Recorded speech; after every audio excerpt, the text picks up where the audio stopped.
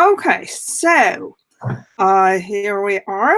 This is Cathy Young, and this is my first chat for Arc Digital.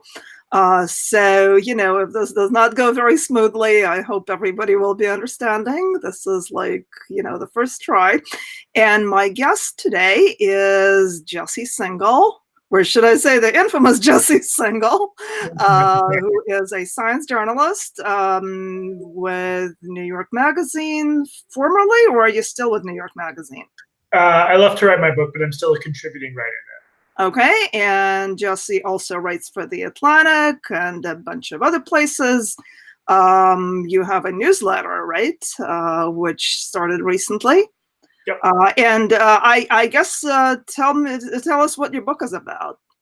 Yeah, it should be out in about a year, although that's provisional. It's basically about when behavioral scientists do this sort of TED Talk thing where they tell us that they found some exciting new intervention that will help fix racism or the education gap or stuff like that. And it's basically an examination of a few of these ideas and why we believe in them, because they often end up being pretty overhyped. Like the evidence does not match what they say about them.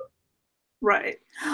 So you have a kind of interesting history, and I should mention, by the way, that the first time that we spoke to each other on the air, we were doing a debate about Gamergate, which we were sort of on different sides of, and we'll get back to that in a little bit, unless you have objections.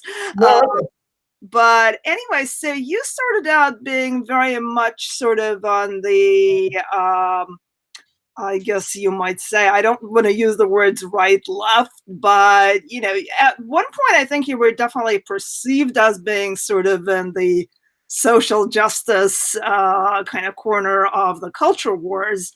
And now you're sort of, not quite where you used to be on that spectrum. Because a lot of the people who are, who for whom you're sort of public enemy number one right now are in that corner politically. So, how did that happen and how does that feel? Yeah, I mean, I don't really feel like I occupy a different place on the political spectrum, but, basically I wrote a couple articles about gender dysphoria, one of which was a long investigation of why this clinic in Toronto shut down. And I showed that the process used to justify it being shut down was sorely lacking in any sort of rigor. And my reporting held up. It was validated. There was the guy who got fired, Kenneth Zucker, had been accused of conversion therapy. And, he sued the lawsuit. He sued the hospital that shut him down. They gave him hundreds of thousands of dollars. So I think there was a sense that I had sort of defended the indefensible, but I stand by my reporting. And then the second really controversial article was I had a cover story in the Atlantic coming on a year ago, almost. It's crazy that was a year ago, but yeah, it was basically a 13,000 word examination of the science of gender dysphoria and the debate going on among clinicians over what the diagnostic process should look like for a 13 or 14 or 15-year-old with gender dysphoria, and when should they go on blockers, when should they go on hormones. And these are very much live debates within the fields of psychology and psychiatry and medicine. And there was something of a backlash that, in my view, misrepresented the fact that these are live debates and they need to be talked about. So yeah, that's the short version. Yeah. So one thing that really struck me, and I've written about this a couple of times, is that these debates sort of tend to get very, acrimonious isn't even really quite the word. I mean, you've been accused of, with no really basis whatsoever, of harassing people. People have just really made things up, basically. And one thing that I really find fascinating in all of this is that online harassment has been this big kind of progressive cause. And I think you've written about it in the past. You've written about this Pew study on online harassment. And it's interesting because I think in the sort of standard progressive kind of scheme of things, like the kind of things that have happened with you in response to your articles, like where people have, again, just sort of made things up, don't really count in that, model of online harassment. I mean, do you think that this is kind of a serious issue as far as, backlash against people who, maybe, explore issues that are perceived as being kind of not politically correct, to use a cliche? I mean, if you know that you're going to write about something and then people are going to come at you with these, really bizarre and character damaging accusations, it's going to kind of hold people back from writing about this, right? Yeah, I think it's kind of, maybe, but well, no, I mean, I think part of the reason Jezebel's reaction to what was a deeply reported story that quoted the top experts and guidelines in the country was, "What's Jesse Singal's fucking problem?" And I think the goal there's a small subset of sort of radical types who don't want this stuff talked about, and their goal is to enact a pretty steep cost. And that's why I get a lot of people emailing me and DMing me saying either, "Thank you for writing about this, like it's crazy what people who write about this have to go through," or they'll say, I wish I could write about this, but I don't want to stick my head up." Now, I don't want to exaggerate here. Like, I'm not saying I'm getting dozens of those emails a day, and I'm not saying I've also gotten a fraction of sort of the death or the rape threats that go on during. Oh my goodness. I don't get those. So I don't know whether to call it harassment. I will say that, like, I have gotten a few violent threats, or people have really, in some cases, called for me to be fired. And progressives who 5 years ago were saying that it's unacceptable to send someone a death or violent threat, or to say they should be fired, or to like go to their employer, they don't seem upset about it at all, now that it's sort of someone they view as a bad person. So I think most progressives who claim to care about online harassment, in my experience, they don't really care about it. They care about online harassment against people they agree with. I'm in like a halfway position where I don't want to claim that most of it constitutes harassment. I don't feel threatened in the way real targets do, but I do think a lot of it crosses the line, and it's been surprising to me to see so few progressives. They don't. It's okay to stand up and say, "I know this is my side of an issue, but I don't think this is the right way to go about it. I don't think this is appropriate." And there's never any of that. I had a guy who I think they identify as non-binary, but they made a joke about killing me. They made a joke about killing a journalist, Peter Moskowitz. He's a Harvard Neiman fellow, totally viewed as mainstream, viewed as credible.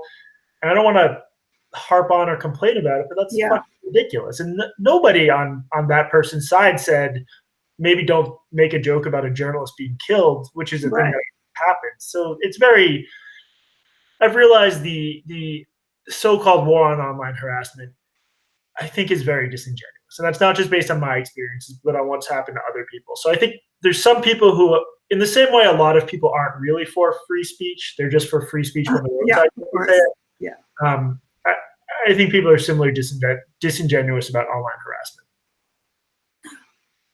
Well, the other thing that I personally find a really interesting question in this whole online harassment debate, it's always kind of seemed to me that essentially slandering people, well, I don't know if this is, the technical legal term, but like when you are accusing somebody of harassing people, which is what really you've been accused of. Yeah. I mean, to me, that's kind of, in a way, that's, I don't want to say that's worse than, a threat. Because, I mean, a lot of these online threats, I think, you kind of know that this is not really serious. It's just kind of, I mean, like if somebody threatens you and like uses your home address or something, okay. Right. But I mean, a lot of this is really just kind of, empty chatter, although, of a really nasty kind. But I mean, it seems to me that like when you're accusing somebody of serious wrongdoing, that's kind of a whole different level of, potential damage. So I'm always surprised that isn't taken more seriously as a form of harassment. So, that's look, I had an experience with a Slate writer, Nicole Cliff, who she didn't like my article, so she made up that she knew a ton of trans women I had hit on secretly. Right, yeah. Well, I don't know if she made it up or she's responding to other false internet scuttlebutt, but again, I mean, I agree with you. That's like, it's not the same as harassment or death threat, but for someone like Nicole Cliff with a platform like that. Oh, yeah, and she has how many followers? I forgot. It's more than 100,000. And look, I'll be fine. This hasn't yet done me. I don't think it's done any career damage to me. I have plenty of work, but just the sheer lack of accountability and the sheer irresponsibility of someone like her, who sort of poses herself as a moral guardian.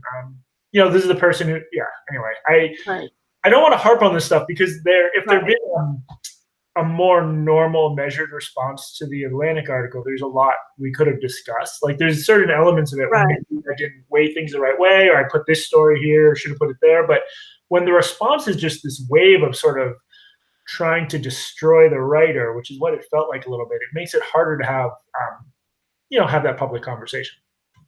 Right. So the transgender issue, I think, is really kind of fascinating right now, the way that it plays out, because I do think that a lot of, I think the vast majority of people, obviously including the two of us, believe that transgender people, should have the same rights as everybody else, that they should be treated with dignity and, recognized, for the way they want to lead their lives and so on. But I think a lot of people also feel that there are many complicated issues that are involved, like, for instance, transgender women in women's sports, where you'll very often have, you do have a person who has the kind of physical advantage of, having grown up biologically male and, with the, advantage in muscle and body frame and so on that, that comes with that. And, I think there is a very widespread, sense that it's, you can't just say, oh, well, all right, now you identify as female, so, that's fine. You're a woman and you should be able to compete against women. Yeah. And I think there's just this attitude that if you raise questions about this, or, if you say this is up for debate, then you get these responses, and that kind of ties into something else that you've been writing about recently, where people say, well, this would be essentially debating my humanity, and my humanity is not up for debate. Right. And, that brings us to something else that you've been dealing with. You recently wrote a piece about debate. And so now you're involved in a debate about debate. Right. And it's been really another one of those crazy things where, I kind of feel like you're getting to the point where you occupy a position kind of like Barry Weiss, where you could say have a nice day, and a lot of people would find something incredibly offensive about that and would find a way to spin that as a microaggression. Like, what do you mean have a nice day? How can people have a nice day under white supremacy? I know, but these are like, the vast majority of this is just Twitter bullshit. Even when it's sort of big name writers, there's most of my friends are normies. They're not on Twitter. They don't understand this stuff is going on. I guess I'd love to have an actual conversation, or if I'm wrong about this stuff, let's do it in a setting where someone can show me up and show me how wrong I am. So what's the debate? Debategate. This didn't start as an article. It started as me. I just tweeted about the line, "I will not debate my right to exist," which 90% of the time, that's not, when someone says that, they're not referring to an actual debate over the right to exist. What I said was, even in a situation where someone was denying your right to exist and they had power over you and they gave you a chance to make your case as to why you should be seen as human, I said sometimes it would be silly not to do that. That was the only point I made. And then I referenced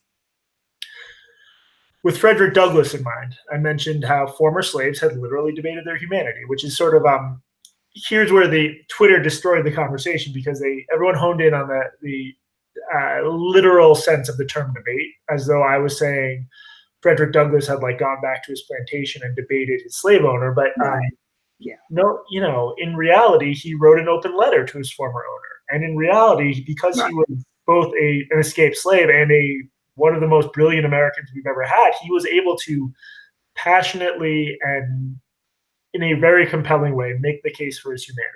And the idea that Frederick Douglass, writing when he was writing, would have looked through things through a 2019 lens where people can pick and choose who they engage with, and people are mad that Nazis are, annoying on Twitter, to me is pretty ahistorical. Now, there was one speech, so I'm about to sneeze, which will sap any of my remaining credibility. There was one speech in which Douglass in Rochester said, it was a 5th of July speech. He basically said, like, it's ridiculous that I have to say slavery is bad, that I even have to debate this. But there was a very specific context of that where he was talking to a moderate white audience, trying to get them fired up. There's another speech he gave in Boston where he said free speech could end slavery on its own. And so, again, the general theme here is Twitter makes us all dumber. Because if I took just Frederick Douglass's mention of free speech could end slavery, which very certainly was not something he meant literally, if I stripped that from context and made that argument, that would be silly. Similarly, if you strip from context the Rochester speech and say, oh, no, he never would have debated his humanity, that's also silly. There's just this, like you're saying, there's a way Twitter just sort of puts everyone on the good team or the bad team. And now suddenly Frederick Douglass, who I didn't even mention him by name, I was just using escaped slaves as an example. Frederick Douglass is getting poured through this like online woke prism, when in reality he had very complicated views about this stuff, and the views he would express would depend on the audience and the context, as I'm sure is true for many of us. So it's interesting that we're getting into the whole issue of how much of this is really just Twitter bullshit, and do people in the real world, so to speak, even know about this or get affected by this. And it seems to me that if you look at what's going on in the sort of the culture wars, a lot of this stuff that disproportionately occupies people's attention on Twitter, there's some of these ideologies, they certainly do also play out in the real world. And you've mentioned, well, for instance, this gender dysphoria clinic being closed down.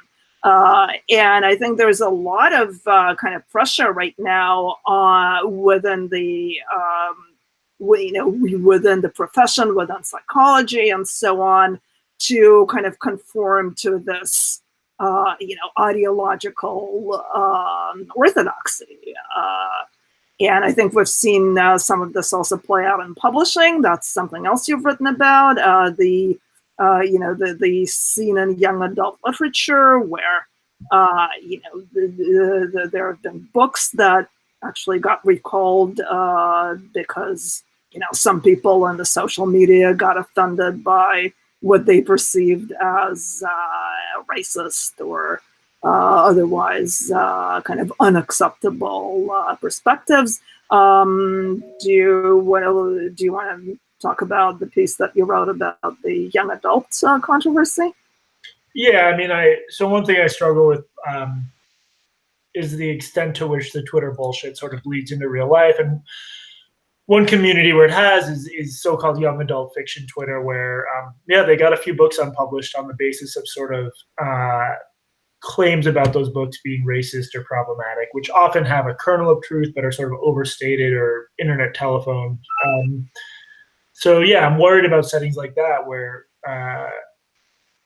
where publishers or companies respond to Twitter stuff. And I wrote an article about how companies should ignore Twitter stuff, because the people you hear from on Twitter are not an unbiased sample of your audience or your consumers. They're angry. People on Twitter are angry. I think my point was, with regard to my own situation, a lot of people are mean to me on Twitter, and it hasn't affected my career. So I don't want to portray myself was a murder, we're like, I can't get work now. I am Yeah, worried. no, about, no, I'm worried about that stuff spreading, and like sorts of people who just make stuff up on Twitter and don't have any ethical qualms about that. I'm worried about them being in newsrooms. I'm worried about them being senior editors. Oh yeah, definitely. Definitely. Yeah. And, again, we're seeing this kind of have an effect on publishing. And, one thing that I found really ironic, by the way, about these publishing debates, and again, that kind of ties into this whole question of, who's on the progressive side of the spectrum, where does all of this line up? Like a lot of these books that have gotten attacked were actually books that tried to tackle sort of social justice issues, right? Like one of them was this book, I think it was called American Heart. It was about this sort of dystopian America where Muslims are rounded up and put in detention camps. And it got attacked because the main character was like a white teenager who starts out being bigoted, I believe, and then kind of learns more about, Muslims who are being persecuted and decides that she wants to be on their side. And then, of course, this gets cast as a sort of white savior narrative. Right. And, it's kind of interesting to me that, when this is the response, in a way, like, aren't they actually discouraging people from tackling, issues related to sort of social justice and related to, persecuted groups? I mean, doesn't that really have this kind of ironic effect where you're really accomplishing the opposite of what you supposedly want to accomplish, which is to get people interested in talking about those issues? Yeah. I think there's some of that chilling effect going on. I mean, I actually heard, most interestingly, I put out a call for emails from people in the YA world from my newsletter, and I heard from writers of color who were told that there's this unhealthy dynamic where they would pitch something to a white, sometimes Ivy League educated editor or agent, and then the white agent or editor would say, well, you should really write about your own experiences as a black person, as a Latina, as an Indian. And these are human beings. They don't necessarily, in much the same way I'm not particularly interested in writing about being Jewish, right. Not every Indian person wants to write a story about being Indian. So it's just, and then obviously for white authors, it also reduces the chances that they'll want to engage with these issues. Right. And it doesn't, I think it has just a toxic effect on everything. And I don't think there's like a bullying aspect online where I don't think the people who read these charges, and it's the same names every time, I don't think they're actually that concerned with social justice. I think it's about power, about punishing their enemies. A lot of the times in YA, these obscure online spats between X and Y. And then 2 months later, Y's book will come out, and X will say, it's a really problematic book. It's like just a way of feminizing anger. Yeah. That's interesting. So, that in a way kind of makes me want to circle back to the Gamergate issue, because, at the time when we were talking about it, I think it was for HuffPost Live, I was sort of in the ranks of people who were sympathetic to, kind of broadly sympathetic to Gamergate, and, you were kind of on the other side of that. Yeah. Do you, with the experience of your sort of battles with some of the people who were, sort of broadly on your side at the time, where, now you kind of find yourself on different sides. Have you changed your mind at all about, about what was going on back then? Because, I will fully admit that, I kind of underestimated the toxicity of some people like Milo Yiannopoulos, who were kind of in the pro Gamergate camp. And, I think we all know that, some of those people turned out to be kind of extremely toxic. And, I'm not going to go into, I honestly, I did have kind of misgivings about Milo from the beginning. We're not going to, go into the subjects of Milo because I think there really are more interesting things to talk about. But broadly, my feeling was that, even though, I think I knew at the time that there were some, bad characters who were involved, like Mike Cernovich, I did think that a lot of people who were involved in it were basically kind of, they weren't really right wing. They were kind of, liberal centrist people who were annoyed by some of this culture war stuff that was going on. And to me, what it was in very large part was a backlash against, some of this very kind of doctrinaire mentality that was politicizing everything about culture. Well, in this case, obviously video games, but it was really kind of the same stuff that is, in many ways, really the same stuff that is going on, for instance, in YA Lit, where, everything has to be in conformity to, what somebody has decided is the appropriate attitude on social issues. And, that was really kind of why I was broadly sympathetic to this, because I felt there was a kind of pushback against this mindset that was basically like, everything has to be promoting these sort of social justice ideals in exactly the way that, we believe is appropriate. I mean, has your perspective on that changed at all? I don't think on the basics of the conflict. I mean, I think there were a lot of grifters on both sides. Like in the same way Milo's. Well, of course. I mean, yeah. There were left-wing grifters too who decided they were going to make this their culture war thing, and who also didn't know about or care about video games. Or there were some people who made over-exaggerated. Like I had email exchanges with people who hang out in Gamergate forums, and I didn't think those people were like harassing women. And I thought from their point of view, it was a movement for ethics in games journalism or whatever. But I just every time I looked into it, it seemed like it. Yeah, like you said, it was about politics and social justice stuff. So you're allowed to advocate to have less social justice themes in video games. I was also like just confused about, not to relitigate everything, but like they were really upset about Depression Quest, which was this sort of tiny nothing game.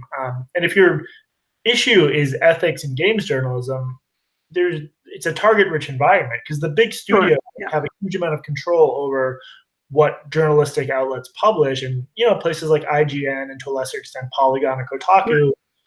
In much the same way any outlet that covers film or TV is a little bit ethically compromised because you have to have a close relationship with the stars.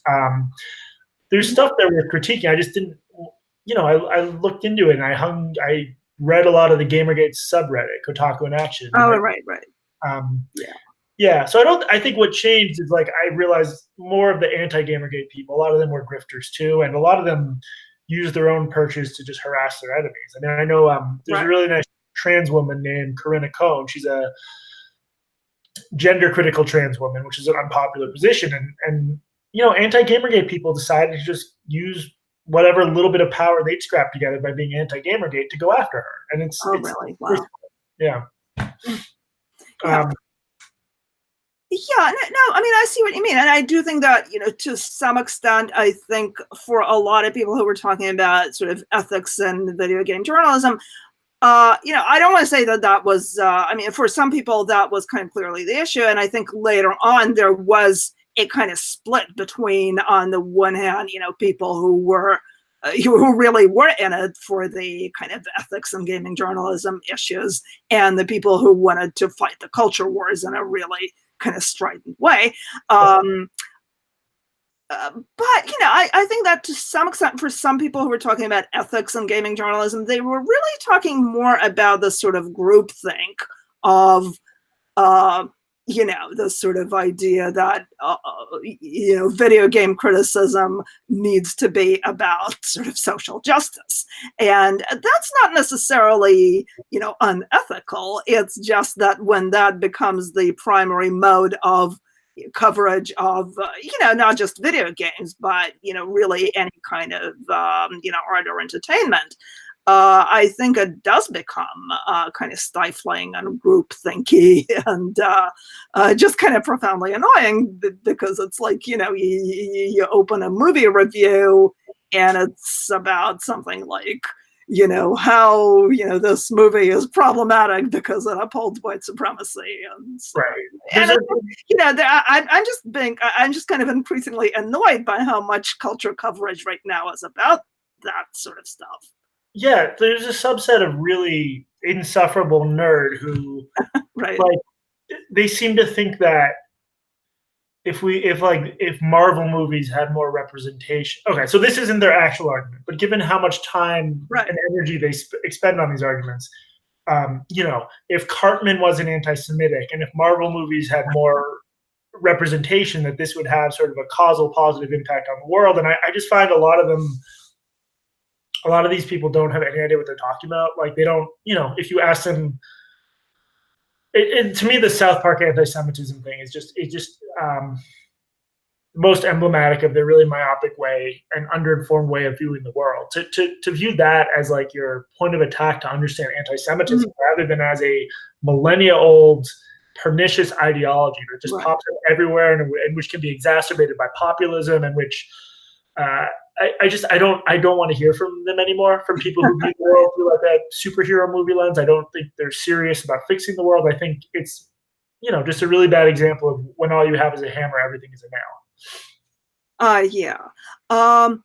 So, getting back to some of the topics that you've been writing about, you've done some really interesting work, and this is also kind of tied into a lot of these issues related to, racism and so on. You've done some very interesting work on the implicit bias issue, and I just find it sort of fascinating that there's been a lot of criticism of these implicit bias tests, and yet a lot of the conversation proceeds as if that was still sort of the state of the art science, right? Tell me a little bit about that, and like how did you come to be interested in that issue?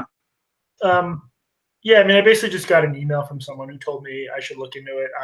So yeah, the implicit association test is this test that supposedly reveals your level of implicit bias. How sort of subconscious racism, right? To simplify. Yeah, and yeah, it's a mainstay of diversity training programs everywhere. It was fueled by claims that if you Cathy got a high score on a black-white IAT, it means you would act in a behaviorally biased way toward black people relative to white people. And if that claim isn't true, it's unclear exactly why you should care about your IAT score. And the best evidence we have and have had since like 2015 now, there's very little evidence it predicts anything at a meaningful level. And as you said, I think in part because there's this whole sub-industry of people who make money off it, you would think these critiques had never been published. And it's not just me. There's academics who have critiqued it, and it's been critiqued in other outlets, not just New York Magazine. But this is part of what my book is about. After an idea catches on, it goes viral, it can take on a life of its own that is independent of the evidence. Right. Yeah, it's the same with like the whole stereotype threat thing. It's interesting because I'm gonna try like not to give any identifying information, but like I personally know of somebody. It's basically like the daughter of someone I know who just won some sort of like award at a. It's like this, girl power sort of type film festival or something, where she made a video that was about, why the gender disparities in science and tech are caused by the stereotype threat.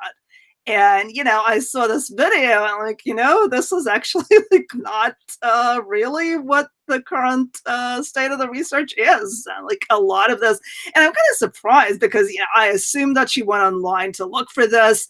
And, like if you look at the Wikipedia article, even on stereotype threat, you will see that there has been a lot of criticism. Yeah. And yet, this kind of stuff gets awards, it gets promoted, it still gets, it's still sort of being held up as a, valid thing. And I'm just wondering, I mean, how do you counter this,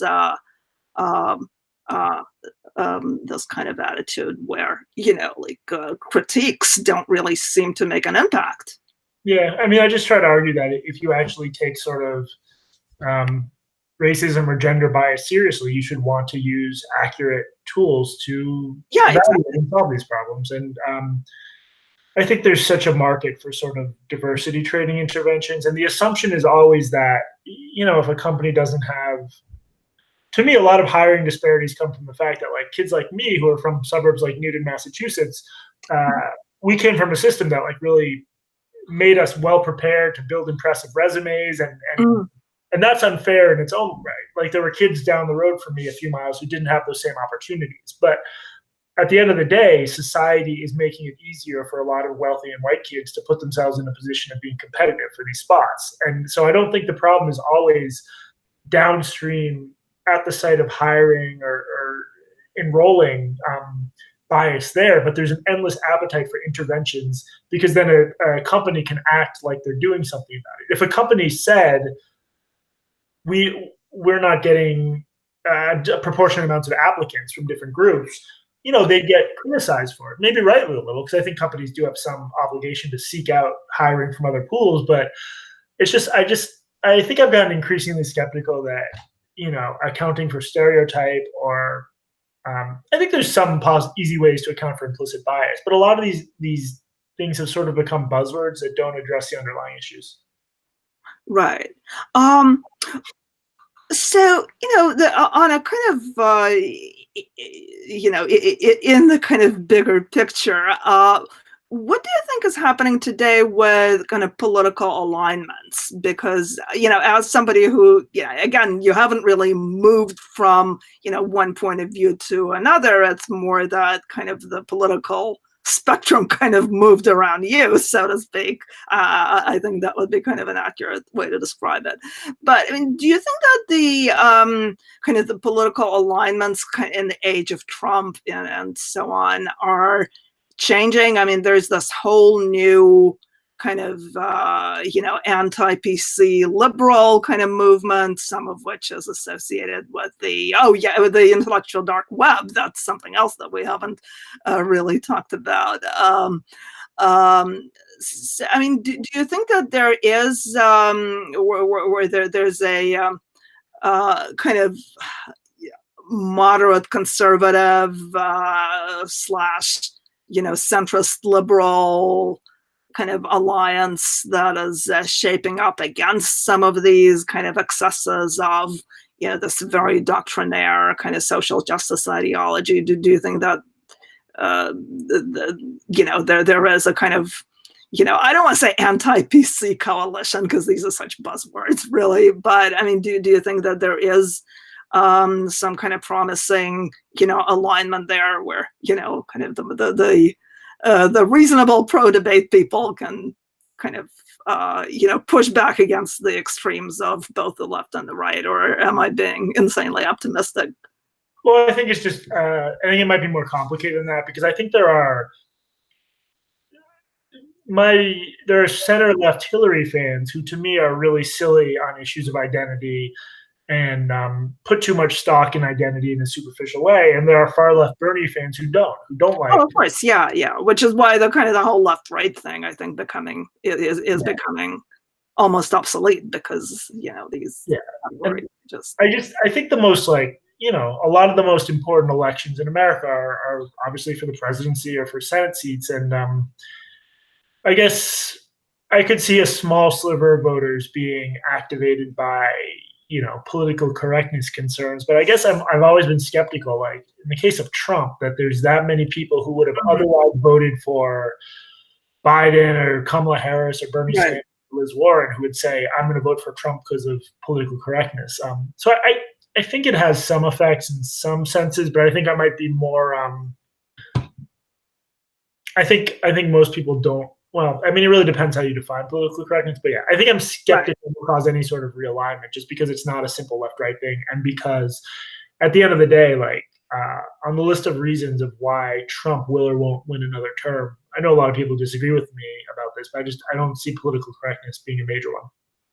Well, yeah, I kind of go back and forth on that, because I do think that there is a way in which, you know, this sort of PC culture does kind of drive radicalization, for some people at least, because I think, you know, what happens, and I mean, I've actually seen this, you know, where people will look for kind of critiques of political correctness. They will go on YouTube, they find something that is, where somebody is criticizing PC culture. And then because of the YouTube algorithm, they often find other stuff that is, genuinely kind of, right, far right or even, alt-right. And again, we get into these definitions, but I mean, I do think, I know how common that is. Yeah. I think that it definitely does happen, so, but yeah, I mean, obviously we don't really know whether that is kind of a factor in. Yeah. And I should say, like, I'm concerned a lot about sort of the way the left presents social justice issues. And I might be writing sort of a long piece that's going to make people mad about this, but so it's something I think about a lot. I think it's real. And I think the sort of concepts like privilege, like they can have a useful place, but to center everything around privilege or around the sort of flipping the usual hierarchy where, like, white people are bad and have bad politics, black and brown people are good and have good politics. It's like, I think that's there's very little market for that outside of Twitter and radical communities, and I just think you need to come up with approaches that, like, I don't know. I think the average person, if you tell them about sort of the Flint water crisis or what the opioid epidemic is doing to some poor white communities, like, there's a lot of areas of potential common ground, and to me, well-founded anger at elites and at rich people who. There's all sorts of leftist arguments you can make without sliding into this sort of campusy stuff that I think does. I agree with you. I think it turns people off, and then they find whatever you think about Jordan Peterson. They find Jordan Peterson, and maybe some of them get to like Sargon of Akkad, and I could see it radicalizing people thanks to these horrible social media platforms. But in terms of reconfiguring American politics, that's where I'm more skeptical. What do you think of Jordan Peterson? I'm just curious, and this is another one of those, hot button sort of issues where it's very easy to get kind of swarmed by by these over enthusiastic Jordan Peterson fans on YouTube, on Twitter, if you kind of say the wrong thing. And then of course there are also people who think he's like practically a neo-Nazi, and it's just one of those things where. But I mean, what's your take? I mean, do you also, by the way, do you think that he is still sort of do you think he is fading a little bit? I mean, do you think his sort of a more permanent presence, or I mean, was that just a kind of flash on the pan thing, or what's your take? No, I think he's going to be someone who's like at that level is going to be more lasting than sort of the think pieces about him. I guess I have not read or watched a ton about him. I do think, there have been dumb pieces by left-leaning people taking stuff he said out of context. He's also said some pretty dumb stuff, including like the lobster thing, for example. People really did misinterpret that. He wasn't saying like we should model our lives after lobster society. He was making a nature nurture evolutionary point, but then he said legitimately creepy things about women, I think, I think my favorite story about him was sort of an online buddy of mine, Ethan Strauss, who's a basketball writer. When I was in the Bay Area for the trans story, actually, I got lunch with him. He told me there's I'll try to make this short. There's a backup NBA center named Andrew Bogut. Ethan told the story on his podcast. Andrew Bogut is conservative leaning. Andrew invited Ethan, this sports journalist, to come down to LA from the Bay Area and see Jordan Peterson speak. Dave Rubin opened for Jordan Peterson at a packed house. Dave Rubin gets up and he's making all these online references about like Pepe's and the alt-right or whatever. Oh, God. He gets no response from the audience because the audience is not online. They're normies. I think Jordan Peterson has a huge normie fan base. And this idea that I think liberal outlets have helped propagate, that this sort of, median Jordan Peterson fan is like a alt-right, curious former school shooter or something is incorrect. And I do think there's something to the idea that part of the reason young people are drawn to Jordan Peterson and to like clean your room messaging is because there's a bit of a vacuum on the left in terms of giving them messages they can latch onto. And there is a lot of this like, fuck you, you're privileged type thing, which again, I believe in privilege as a concept, but do you want that to be the first thing people encounter when they encounter feminism or progressivism? Is that a good messaging move? Is that going to keep people away from Jordan Peterson types? So Right. it's interesting because like Jordan Peterson is judgmental in his own way, but his form of judgmental is like, stop being a schmuck, clean your room. That gives you like a very discreet thing you can do versus check your privilege. Like, okay, like, and then what? What do I do? There's never a point at which you've thought enough about your privilege or your identity to graduate. Whereas hypothetically, if you actually clean your room's clean. Well, yeah, that is true. And I mean, I think that's sort of the unobjectionable part of Peterson's message. I mean, I personally could certainly use more of cleaning my room. So anyway, so yeah, I mean, I agree with you. I think that's a really good way of looking at it. Who do you think, and I don't want to put you on the spot in terms of like complimenting people, some people and not others, but who do you think are the best, and again, I'm just sort of using these political constructs like the left, but I mean, who do you think are the best sort of left of center journalists right now writing about sort of social and cultural issues? Yeah, I mean, I have like, my buddies. I like Kat Rosenfield. I like Katie Herzog. Yeah, they're great. Phoebe Malz-Bovey wrote a great book about privilege. They're considered like a little bit heterodox, against the grain. Eric Lowitz is a really good lefty writer from New York Magazine. Oh yeah. Brianna Joy Gray.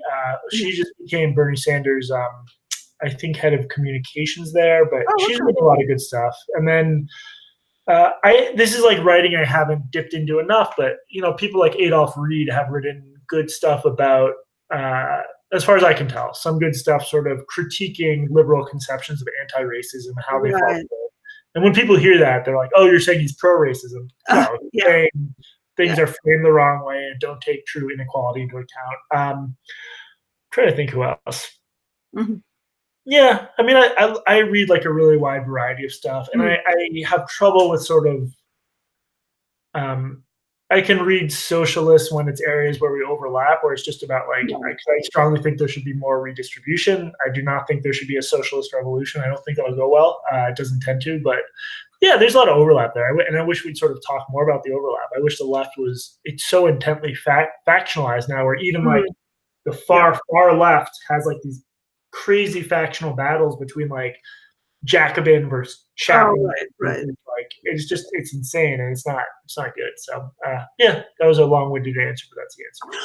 Well, it's interesting that you brought up the issue of factionalism. There's I see a lot of talk, and I'm sure you do too, about how the social media, well, the internet in general, but sort of especially the social media, have kind of changed the kind of the world of political discourse, the kind of the fragmentation, the kind of the tendency toward knee-jerk responses instead of thoughtful analysis, the kind of the fragmentation into these different camps. Do you think that it is the fault of the social media, or do you think it is substantively different than what existed in previous generations? I mean, to what extent is it the medium, and to what extent is it something else that is going on in society? I mean, what are your thoughts on that? I mean, I think part of it is just a sort of catastrophe like Trump's election is going to have a big effect on people and cause a bunker mentality. But I do think, like, I once I was DMing with sort of a somewhat higher level, I don't know, a credible source, like a political magazine editor, basically. And his theory is that Twitter is sort of radicalizing journalists. And I absolutely think that's true. When you see some of the stuff people say and like the behavior, the way they respond to sort of complicated, ambiguous, polarizing situations like Covington, like you increasingly see people not acting like journalists. They act more like activists or radicals. And so I think in the past, there have been a lot of sort of tech panics where like some new technology is going to destroy us. Or I think Twitter, just because such a small percentage of people spend so much time on it, absolutely changes the way people think and what stories they cover and stuff. Hmm.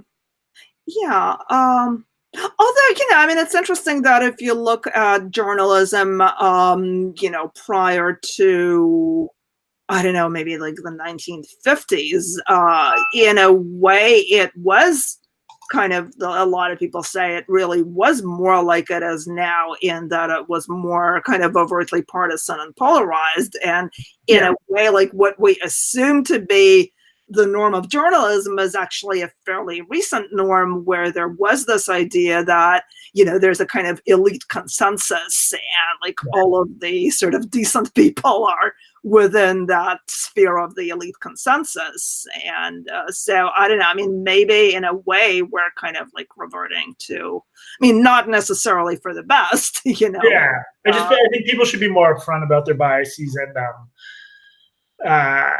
there's also just limits to it, where like when people are sort of failing to engage with their critical faculties, and again, the Covington stuff, people are just like really saying stuff that wasn't on a video was on a video. It worries me, because like, but yeah, you're definitely right that like the sort of norm of 20,000 foot objectivity is new and might be on the way out anyway. And also there were some problems with it, like the Iraq War is a classic example of not everything has two equal sides, but yeah, it's complicated. Yeah, well, I mean, I think to me there's a difference between, kind of adopting this pose of absolute objectivity and claiming that you're not affected by any political biases, which I think is kind of arrogant, and I think, we all have biases that we're affected by. But what does kind of worry me is that you have a lot of people who really don't even think that we should try to kind of see past our own biases, right? It's more like, like embrace your, embrace your blinkered, perspective, and, don't even try to look at how this, may look to the other side, because, it just seems to me that the best you can do is make a kind of good faith effort to be fair to, the side that doesn't share your bias. And I think that's, that's kind of the real problem. So sort of in the spirit of anti-polarization, who are some of your favorite commentators, sort of, on the other side, so to speak? Yeah, I mean, I'm not gonna lie and say I seek out that many conservatives, but like even people who I sometimes have strong disagreements with, like David French, Kevin Williamson, like in a weird way, I think there's integrity to his blaming poor people thing. Like he blamed black poverty on the collapse of the black family, and then there was a wave of collapse of the white family. Yeah. Like, at least you're being consistent with it. I did like J.D. Vance's book. I disagreed with some of his sort of.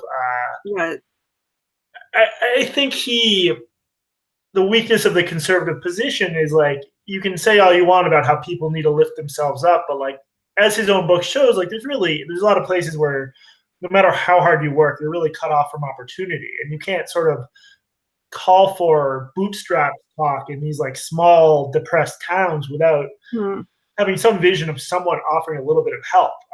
But I thought his book was like an honest attempt to engage in those issues, and I learned from it. So not all conservatives are bad. Yeah. Well, one area that I think often comes up, and again, this overlaps with some of the work that you're doing as a science journalist,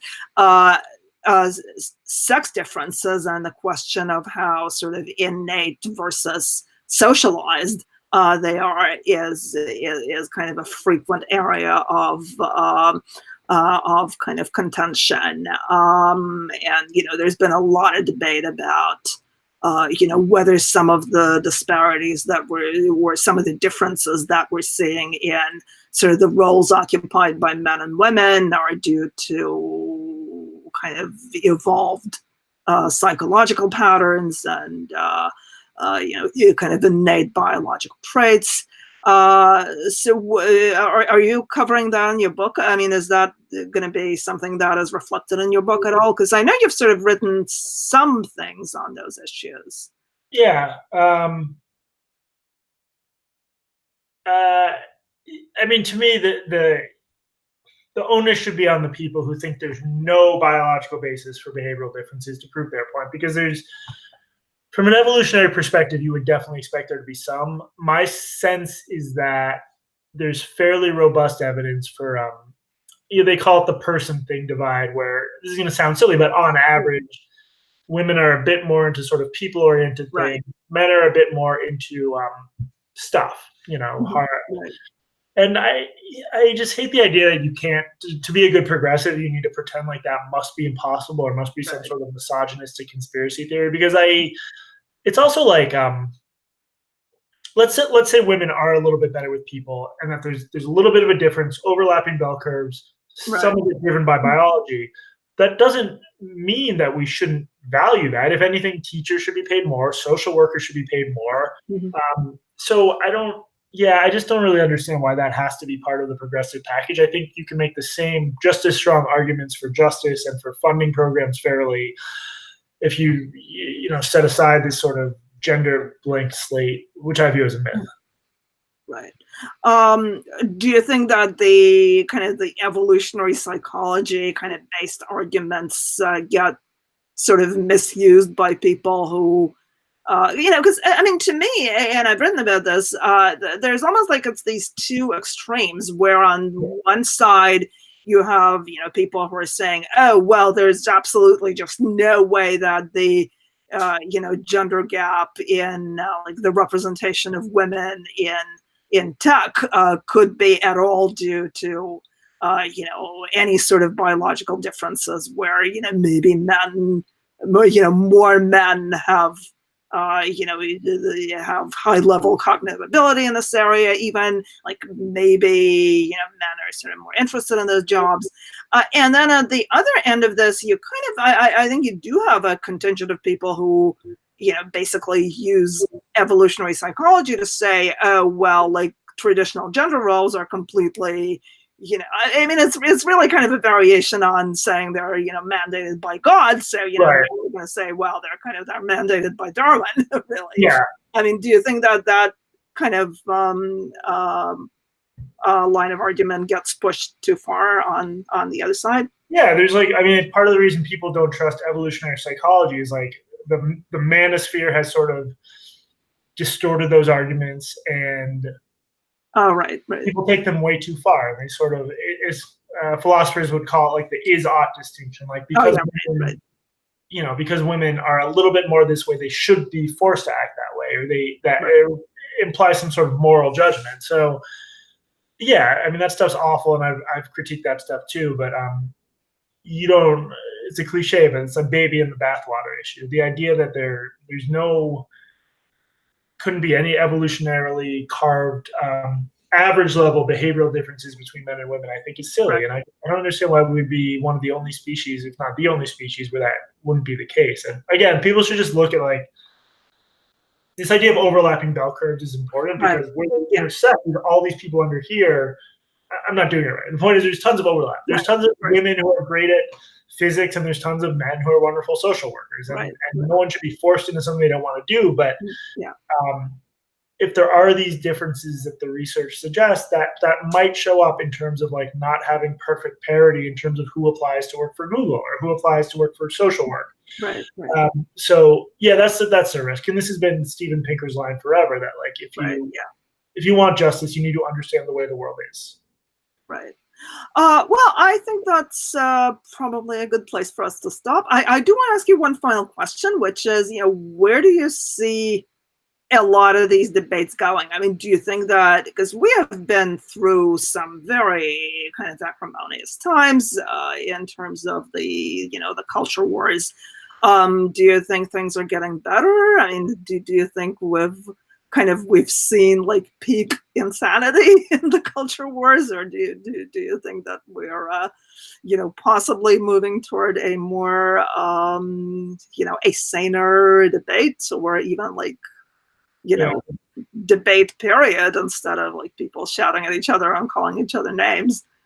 I was a couple of weeks ago, I was talking to a political scientist, and I didn't realize how much evidence there was that the average American is turned off by polarization. I think people have been okay.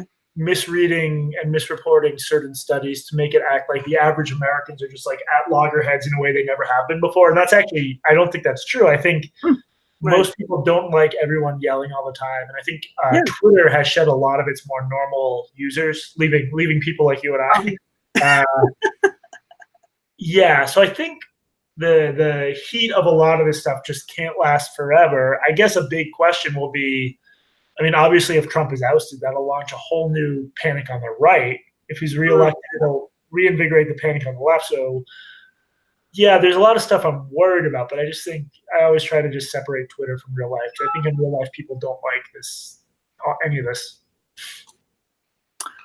Okay, well, hopefully we'll keep having conversations like these. I mean, Arc Digital, I think, is like one place where we genuinely try to create this platform for different perspectives and for people to, talk to each other and not, shout at each other and, call names and so on. So I am really happy that you were my first guest here. I hope that this will work, technologically, because, it kind of took me a while to set this up, and I hope I know what I'm doing. But thank you so much for being here. And, I'm sure we'll keep talking to each other on Twitter. I look forward to your book and to more of your articles. And thanks again. Thank you, Cathy.